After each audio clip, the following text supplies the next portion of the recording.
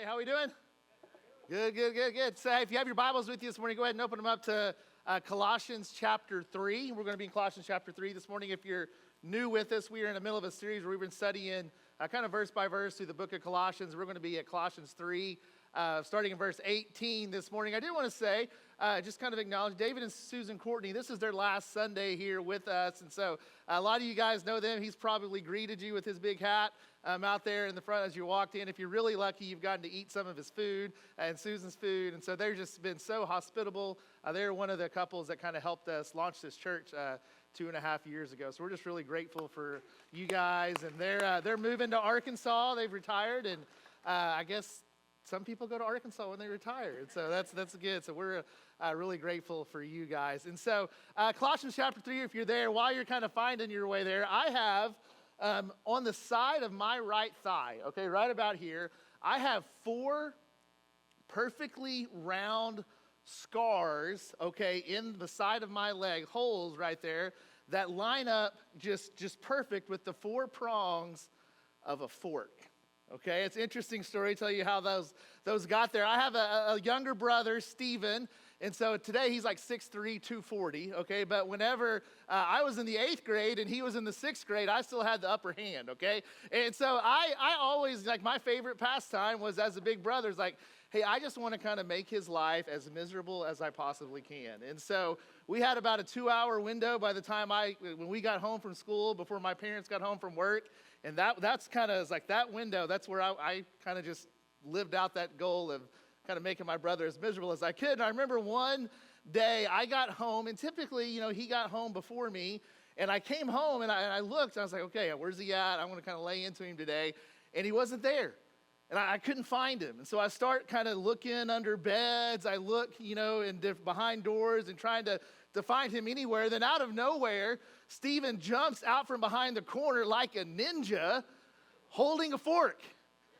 And we kind of make eye contact, and we're sitting there. I'm like, there is no way he is going to stab me with that. But before I could finish that thought in my head, he reaches back and kind of Kung Fu Panda style, takes that fork and just flings it at me like a throwing star. Well, I, react a little bit. I kind of try to block it or whatever, and that fork jabs right in the side of my thigh. I look, and it is dug deep, just sitting there in the side of my thigh. We both kind of stand there. We look at each other. He laughs, just runs off, and I fall to the ground like LeBron James in a basketball game. I'm just like, I drop instantly. Well, I'm like, you don't really know, like, if I pull it out, am I going to bleed to death? Like, what do I do? And so eventually my 14-year-old mind was like, I'm going to pull it out. And it barely bled a little bit. But I had 4 pretty good size holes there in the side of my leg. And my dad, I'm like, the whole time, like, when he gets home, Stephen's going to get it. Like, when he gets home, he's definitely going to get it. And so my dad comes home. I've, got this bloody rag on my leg. I kind of limp over there. I'm like, look what Stephen did to my leg. He stabbed me with a fork. And he just looks at the 4 wounds. He looks at me. He smiles. And he says, good for Stephen. Good for Stephen. Like, maybe you'll leave him alone. And so no mercy on my end at all, just like strictly justice. And so I learned a pretty powerful lesson that day. When relationships go wrong, okay, my brother and I, we fought a lot. It wasn't what we wanted it to be. When relationships go wrong, it can leave scars. Okay, when relationships go wrong, it can leave some scars. I have 4 holes there right in my leg, just some signs, some scars from a relationship that wasn't, what it needed to be. When relationships go wrong, it can leave scars. And maybe you've got some scars this morning from some relationships that have gone wrong in your life. And they're a lot deeper. Okay, a lot deeper than just a fork stuck in your leg. You've got scars in your life from relationships that went wrong. Maybe it's the sting of betrayal that comes from somebody that you trusted. It went wrong and it's left a scar in your life. Maybe it's a parent wasn't there for you and you thought that they would be. Maybe your spouse kind of abandoned you in the moment that you needed it the most. Maybe there's a silence in your home that's louder than any argument that you ever had before, and it's there, and it's left a scar. Relationships have gone wrong for us in our lives before, and you've got the scars to prove it. You know, when relationships, when people that are close to us, when they hurt us, when they go wrong, it's not without effect. And it leaves scars. And we've all experienced that, okay? On some level, we've all experienced that relationships that have gone wrong in our life before, and the scars that they kind of leave behind, and that has left us longing for and wanting relationships that go right. You know, we've experienced relationships that hurt. We want some that heal. We've experienced relationships that bring just strain in our life. We want relationships that can strengthen us. We've experienced relationships where trust has been broken. We want to experience relationships to where trust can be built. So how do we get there? How do we do that? How do we experience relationships in our life that heal rather than hurt? We want relationships that go right. And listen, if Jesus, if he can't impact our relationships, you kind of got to wonder, like, what good ultimately is he really doing for us, at least down here? And so as you think about that as a Christian, one of the questions we ask, how does my relationship with Jesus impact my relationships here on earth? How does my relationship with Jesus impact my closest relationships? Okay, we're going to answer that question this morning. Well, Paul's going to answer that question for us in Colossians chapter 3, okay? And he's going to start with some of the most intimate relationships that we have. He's going to talk about our families, okay, kind of our family relationships. He's going to give us a blueprint for how our family relationships, how they were designed to work, okay, how they were designed to function. And he's going to have a word for some of those closest relationships. He's going to talk to husbands. He's going to talk to wives. He's going to talk to parents. And he's going to talk to children. He's going to give us kind of a blueprint for how he's designed relationships to function in a way that hopefully leaves a few less scars in our life. So it's going to be real practical today, okay? Some real practical stuff today. And so the first word, the first person he's going to start with is the wives, okay? So Colossians 3:18, Paul has a word for the wives. And read with me, starting in verse 18. He says, "Wives, submit yourselves to your husbands as is fitting in the Lord." I kind of wish you wouldn't have started with wives. Okay? So like we can go to the next verse, you know, I don't know. So, but yeah, it's one of the reasons we study the Bible the way that we do. We kind of go from start to finish. Is you can't skip hard things. You can't skip some of these things that maybe not be very popular in our culture today. And so Paul here, he says, "Wives, submit yourselves to your husbands as is fitting in the Lord." And I know even that word right there, kind of submission, there can be some feelings that come from that. And some of those, they may be right. This has been misapplied to you. This has been used to abuse you in some way.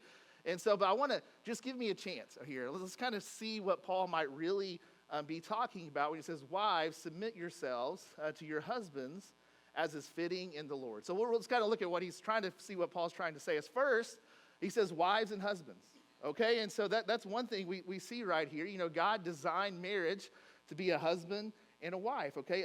A male and a female together. And so God, since he's the one who designed marriage, he's the one who gets to define marriage. And he defines both what it is and how a marriage is supposed to function. And so God, he says, hey, a husband and a wife, a man and woman.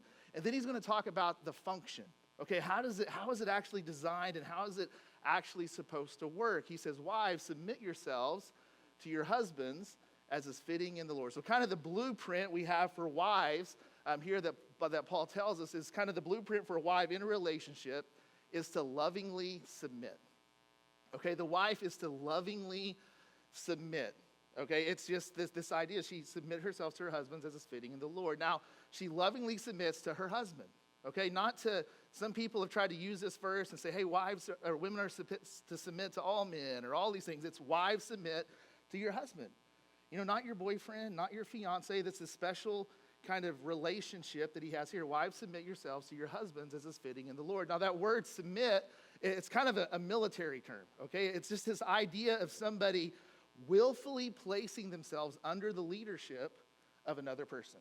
Okay, that's kind of where that word submit comes from. And so Paul here, he says, wives, make the conscious choice to willfully submit yourself, to willfully put yourself under the leadership of your husband.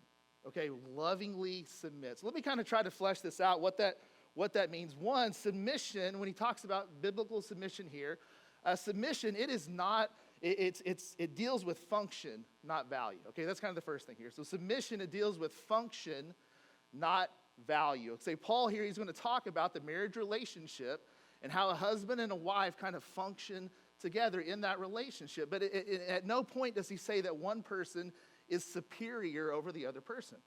Okay, we see this all throughout the scriptures. Male and female, man and woman, they're both created in the image of God. Okay, men and women have equal value. Okay, equal significance, equal dignity. We're equal in God's sight, but there's just a different function that we have within the marriage relationship. For that team to work, he says, hey, he's going to have a role for the husbands, and he's talking about a role for the wives. Okay, and so he says here, submission, it's not about someone is better than the other person or anything along those lines. It's an issue of function. Okay, he says it deals with function, not value. The other thing, when we talk about submission, we'll see here, it is freely given. It's not forcibly taken. Okay, submission is freely given. It's not forcibly taken. You see here, he doesn't say, husbands, make sure your wives submit to you. Okay, that's not the command here. The command is to the wives. He says, wives, you submit yourselves to your husbands. Okay, it's not something that the husband demands. It's not something that the husband commands. It's the choice of the wife to willfully follow the leadership of her husband. Just as Jesus allows us to freely follow him and follow his leadership as he sacrificially serves us. It's the choice of the wife to make the decision to willfully follow the leadership of her husband. Okay, it's not something you command. It's not something you demand. What a great leadership lesson somebody told me early on. They're like, hey, dude, if you got to tell people you're in charge, if you got to tell people you're the leader, you're not the leader. Okay, that's not the case. You're not doing your job. And so that husbands, we need to stay on our side of the table on this. Okay, he says, wives, you make the choice to submit yourselves to the leadership of your husband. And finally, the last thing here is that submission, it has limits. Okay, submission is not without limits. He says, submit yourself to your husbands. How? As is fitting in the Lord.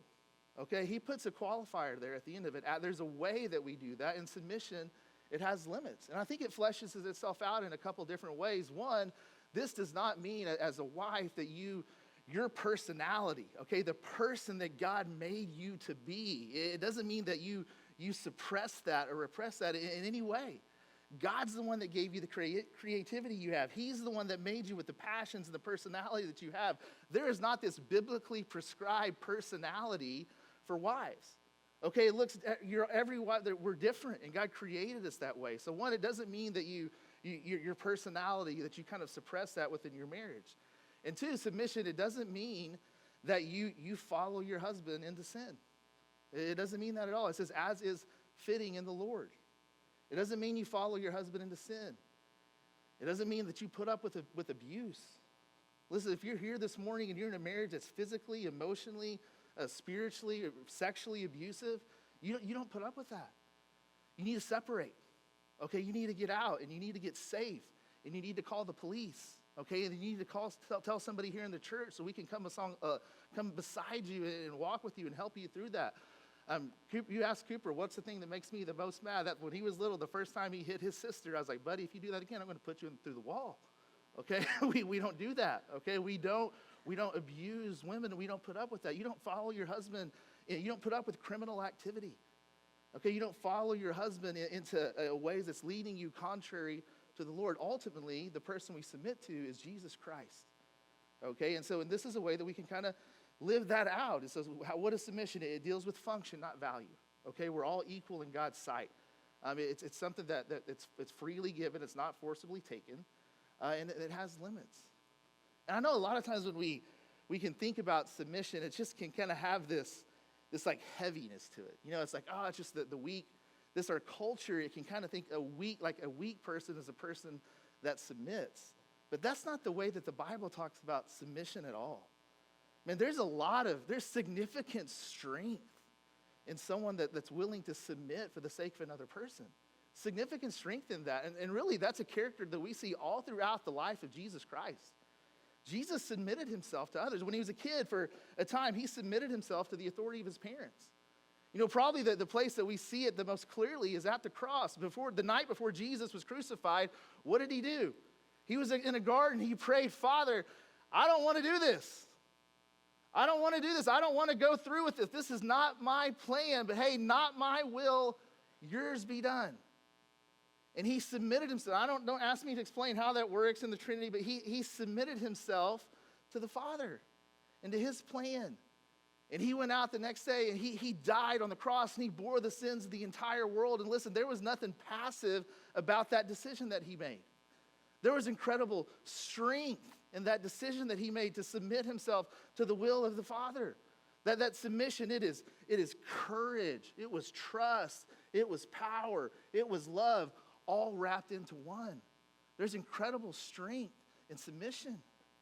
And listen, wives, when you make this choice and you're out of your reverence for Jesus, to submit to your husband as is fitting in the Lord, you reflect a quality of Jesus Christ. You accurately reflect Jesus Christ to this world, who he is. It's not weakness. There's incredible strength in submission. And so he says, wives, that first blueprint is to wives. He says, wives, submit to your husbands as is fitting in the Lord. So God's blueprint for wives is that they lovingly submit. Hey, so what does that mean for the husband? Okay, well, what does that mean for the husband? Well, since wives are to lovingly submit, husbands are to sacrificially love. Okay, wives lovingly submit. Husbands are to sacrificially love. Verse 19, he says, husbands, love your wives. Husbands, love your wives and do not be harsh with them. One command for the wives, two commands for the husbands. Husbands, love your wives and do not be harsh with them. Now, as counterculture as that word, like the idea of submission to your husbands is to us, this right here, husbands, love your wives, that would have been equally or more countercultural whenever Paul wrote this. Because when he wrote this, that wasn't expected. You know, women weren't treated that way. I'm sure there were some husbands that loved their wives, but it wasn't expected of them. A lot of times women weren't treated with a whole lot as much more than just property, people to be traded. And Paul says, no. Jesus says, no. We're not going to do that. Women have more value than that. We're not going to treat them that way. He says, husbands, love your wives. Love your wives. And they'll be like, man, that's a little strong, Paul. He says, no, husbands, love your wives. So what's that look like? What's it look like to love your wives? A couple things here. One, we love our wives without qualification. Okay, we love our wives without qualification. Notice he didn't say there, husbands, love your wives as long as ... It's just husbands, love your wives without condition. Okay, with unconditional love for your wives. What that means for me is, hey, my wife, Ashley, I am to love her, sacrificially love her, whether I'm getting what I want from her or not. I'm to sacrificially love her, whether she is nice to me or not, or kind to me or not. You know, it doesn't matter what she does. I don't love her as out of a response to how she treats me. I sacrificially love her without condition, the same way that Jesus loves me.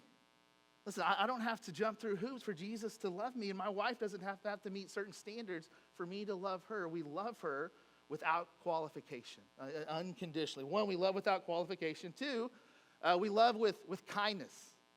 Okay, we love with kindness. It says, husbands, love your wives and do not be harsh with them. Do not be harsh with them. It didn't take me long to realize that I don't talk to Ashley, okay, the same way that I talk to my buddies, okay?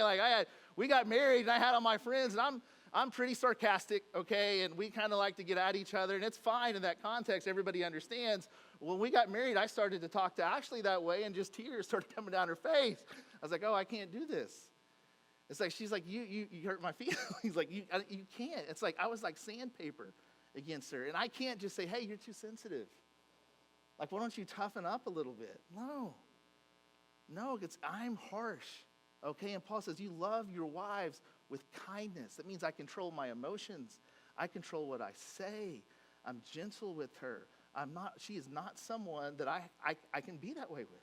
I can be it with a buddy. I can't be that with her. He says, husbands, love your wives with kindness. Husbands are the head of the home, but he says here, you're also to be the heart of the home. Okay, you bring the heart, you bring the love, you love your wives, and do not be harsh with them. And finally, it says we love at a cost to ourselves. Okay, we love at a cost to ourselves. That word love, it's agape, it's God's love towards us. It's this idea of a self-emptying love. Okay, it's a love that costs you something. In Ephesians 5, it's kind of the parallel passage to this passage right here, and Paul kind of fleshes this out. He says, husbands, love your wives. How do we do that, Paul? Well, you die. He says, love your wives as Christ loved the church and gave himself up for her. That's the standard. Okay, you love your wives at the point where it costs you. It's a sacrifice on your part. You love your wives at a cost to yourselves. This week I was reading this commentary from a guy named Warren Wiersbe. It actually wasn't a part of this passage. He was just kind of talking through the Gospels and thinking, like, how did Jesus love us? Like, what did that practically look like? And he was just kind of walking through, like, here's all the different questions that somebody asked Jesus, like, throughout his life and while he was on the cross. And he goes, think about this, as Jesus was on the cross, suffering, sacrificing, his love causing himself to sacrifice himself for our sins. He says, the devil told Jesus, he said, serve yourself. The world told Jesus, defend yourself. Peter told Jesus, pity yourself. The crowd told Jesus, save yourself. But Jesus said to all of these appeals, no. And he gave himself. And husbands, I just think that's just a perfect picture of what this is going to be like for you and for me, that you're going to come home on those days and you're tired and you're wore out and you feel like you've given all that you can give, and you're going to walk in and your wife is going to need a lot of things from you. And you're the devil. He's going to tell you at that moment, he's going to say, hey, just serve yourself. You're going to have moments of conflict with your wife, and you're going to talk about it to other people around you, and they're going to tell you, hey, you're wrong. It's like, or she's wrong, you're right. You need to defend yourself. There's going to be moments of conflict, and things are going to get difficult. People are going to tell you, hey, you need to pity yourself. It's hard. You need to save yourself. You need to think about yourself. And Jesus says, no. You die to yourself. You die to yourself. You give up yourself for her. You love her in the same way, with the same commitment and the same level of sacrifice that I loved you. You love at a cost to yourself, without condition. Jesus, husbands, love your wives. Give yourself up for her. So what do we do? He says husbands are to sacrificially love. Wives, lovingly submit. Husbands, sacrificially love, which leads kind of to the next part of the blueprint. God's blueprint for children, okay, is that they appropriately follow. Appropriate follow. Wives, lovingly submit. Husbands, sacrificially love. Children, appropriately follow. I made sure my kids were here this morning, and so I was like, you guys got to come today. And so verse 20, it says, children, obey your parents in everything. Why? For this pleases the Lord. Obey your parents in everything, for this pleases the Lord. So first we got to talk about children. I know there can be kind of a messy middle today. Well, what does he mean when he talks about children? Who's that referring to? I'm 44 years old. Okay, does that mean I have parents? Does that mean I still obey them? Okay, if I did, I wouldn't live here. I'd live on their street in Prague, Oklahoma, 2 doors down. Okay, so does that mean like I still obey my parents? He doesn't give us an age here, but that word children, it kind of carries the idea of youth and someone who most likely they're still living at home with their parents. Okay, they're kind of under the authority. They're still being provided for by their parents. So if you are still living at home with your parents, they're financially taking care of you and providing for you. I would say this verse, it applies to you, children. Okay, youth. What does he say to you? What does Jesus want for you? What's his pattern for you? He says, obey your parents in everything. So unless they're asking you to, sin, unless they're asking you to do something contrary to God's word, unless, again, you're in an abusive situation, he says, children, you cannot disobey your parents and obey God at the same time. Those are exclusive. He says, children, obey your parents in everything.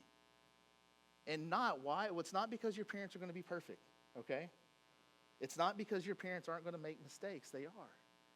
But he says it's because, hey, why? It pleases the Lord. So children, when you make the decision, kids, youth, you make the decision to obey your parents, whether you agree with it or not, when you make the decision to obey them, what that does is it's expressing some trust in the fact that you trust the God who gave you the parents he gave you. Okay, he gave you the parents he gave you for your development. Okay, and when we obey our parents, it's an act of worship to him. Now, youth especially, it's not saying you can't disagree with your parents. Okay, we've tried to set up some like means of communication where our kids can appropriately, talk about some things that we're doing that they just think are wrong. And we want to hear them out. We want to provide that. And so youth, I hope you're having conversations with your parents. I hope you're not talking to somebody else. I hope you're talking to mom and dad. But our response, the blueprint is, hey, it's an act of worship to God when you obey your parents. And I would just say to parents too, especially parents of younger children, some of the best advice that I got whenever we started having kids, I started reading all these books, and there's like 17,000 different things you're supposed to do. It's like, I don't know. I can't do it. So some of the best advice that we got, someone told me, is like, hey, that first year, keep them alive. That's great. You stay alive, keep the kids alive. Like, that's a win, okay, if that can happen that first year. But they're like, hey, as your kids are growing, especially as they're younger, you say, hey, there's two things they need from you more than anything. Okay, two things they need from you more than one, they need to know that you love them unconditionally. Okay, unconditionally, that you are someone that they can trust. Okay, that you love them unconditionally. And two, they need to know that you're in charge. They need to know that you're in charge.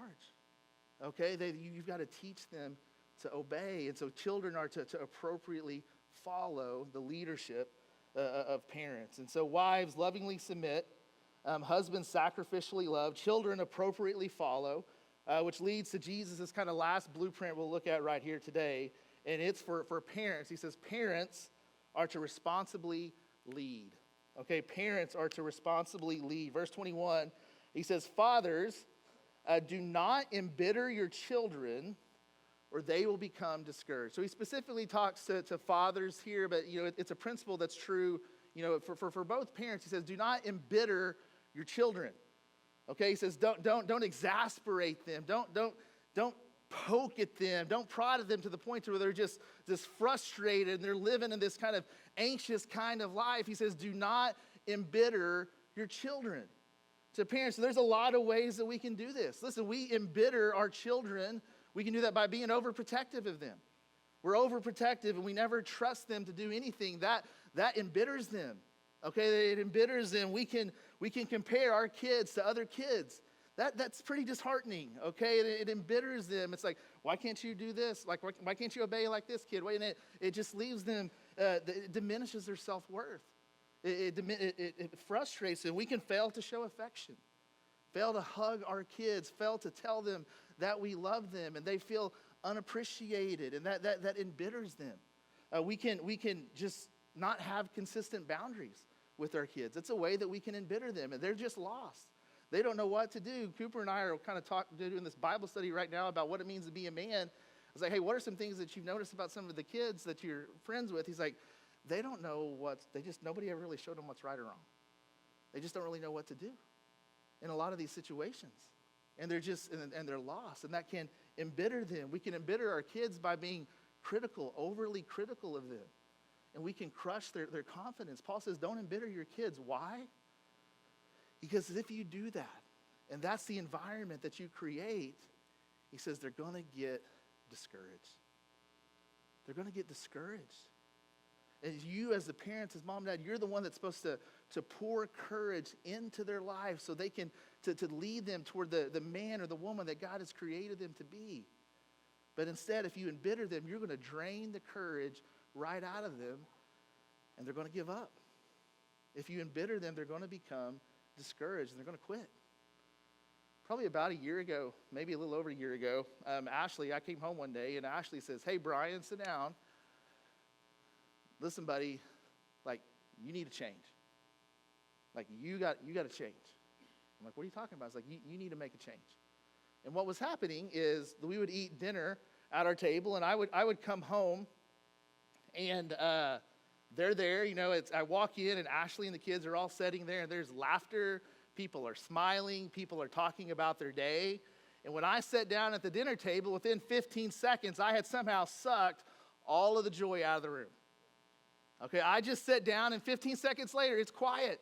Nobody's laughing, nobody's smiling, nobody's talking about their day. Why? Because I came in and I just started criticizing everybody.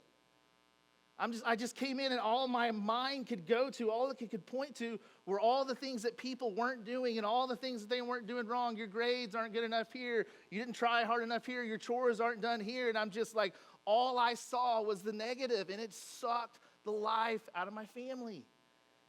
And she set me down. She says, hey, you've got to change. Which I would also say, wives, submission, like it's not, you tell your husband when he's wrong. Okay, that's part of it. And I'm so glad that she did. She set me down. She said, hey, you got to change. And she reminded me of what it was that my kids needed from me. They needed me to pour courage into their life, not be the one that empties it out of them. And I'm so thankful that she did. And so parents, think about your interaction with your kids. Are you pouring courage into their life to help them be the men and women that God has called them to be? Or through your words, your actions, are you the one that's actually draining it out of them? He says, don't do that. Don't embitter your children. Don't lead them to be discouraged. So how does that all fit together? Okay, it's kind of, how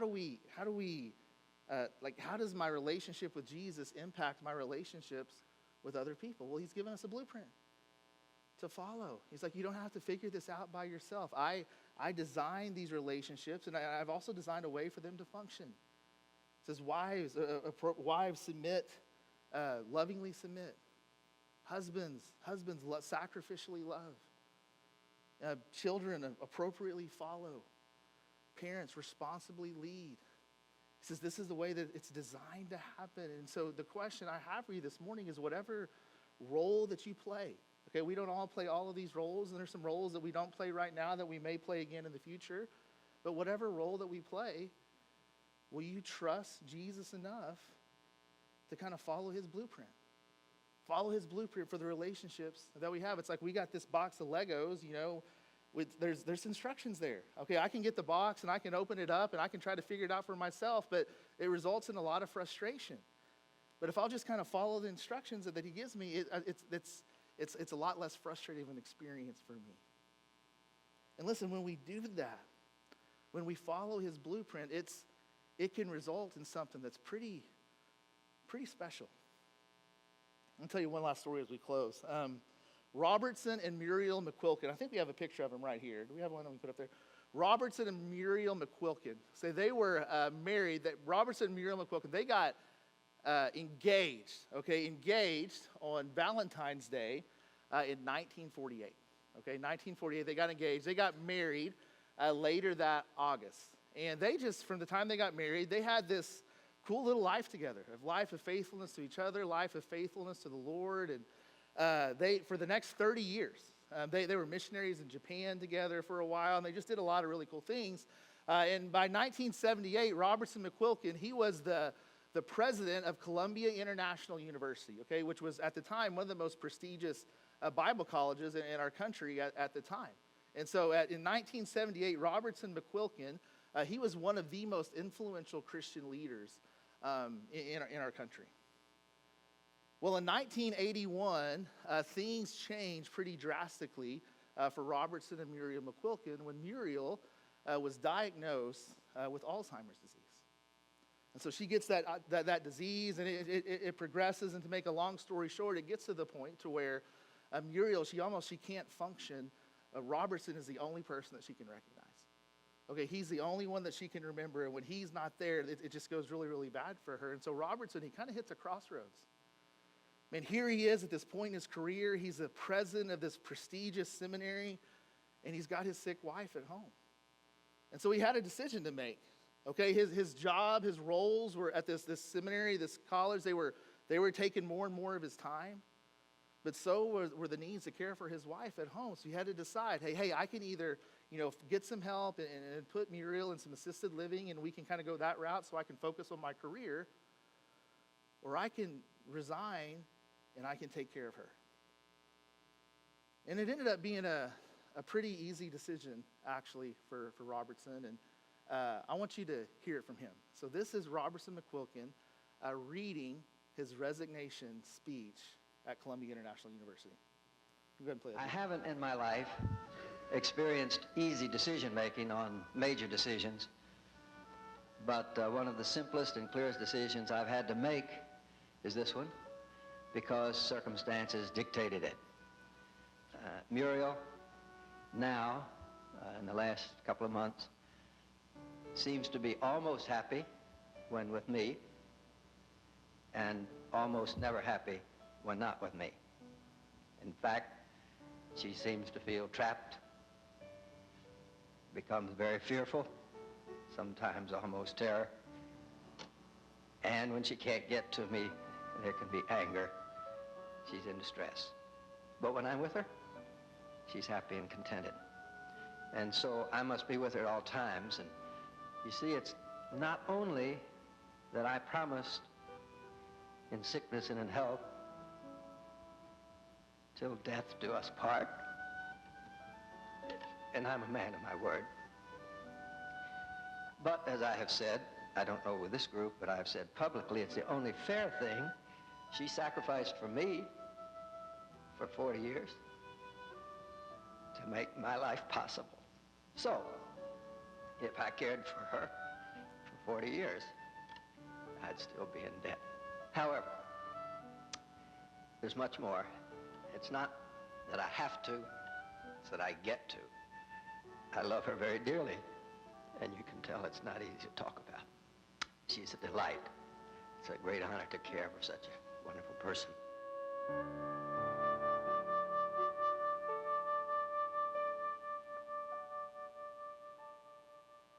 Go to this next slide right here.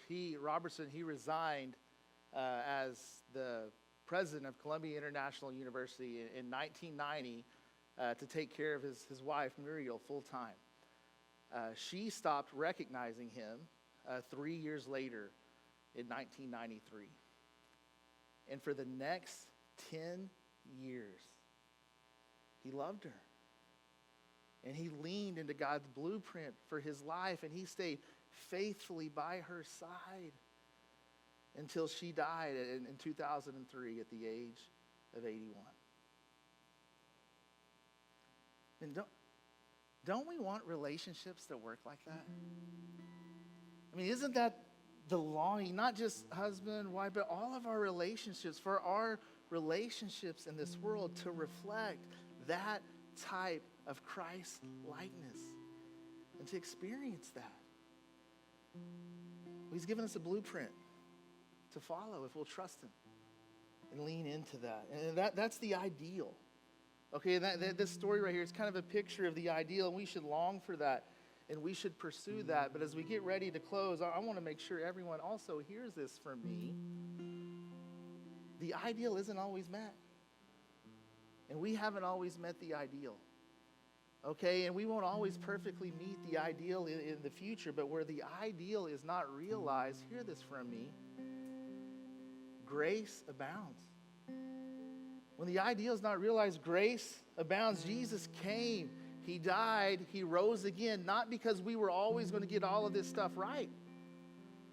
Jesus came, he died, he rose again so he could give us grace. So he could give us grace, and he could give us more grace. So if you're here this morning and you've experienced the pain of regret or disappointment or betrayal because of how relationships has gone for you in the past, listen, there's grace for you. There's grace for you today. If you're here and you're in a struggling or failed marriage, listen, there's grace for you today. If you're here and you've got adult kids and they're gone, and you're starting to think, man, did I miss my window? There's so much I would do differently. And your kids, they're not walking with God, and they're making terrible decisions. Listen, there's grace for you, and there's grace for them. Okay, there's grace for you. God has plenty of grace. He has plenty of grace for your present. He has plenty of grace for your future. And you don't have to give up. And you don't have to lose hope. Because where the ideal is not realized, grace abounds. Grace abounds.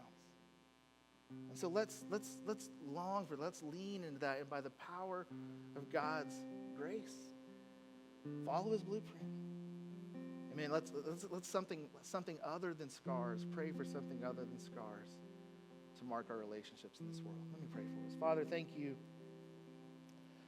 just for this very specific, very practical plan God, just for how to do life and how to manage relationships, and just this area to where we do have a lot of scars, and we've made a lot of decisions that we would do over again if we could. But God, we thank you that Jesus, you give us grace.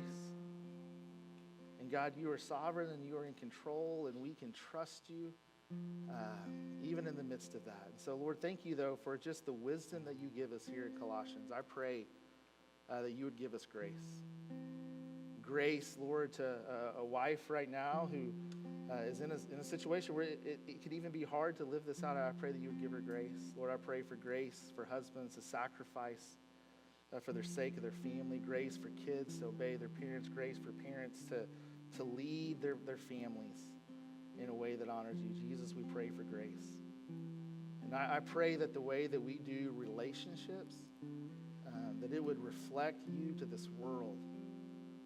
And people would ask in Jesus that your name, you would be glorified because of it. We love you. Thank you that we can have effective relationships with others because you chose to have a relationship with us. We praise you and we ask all of this, Jesus, in your name.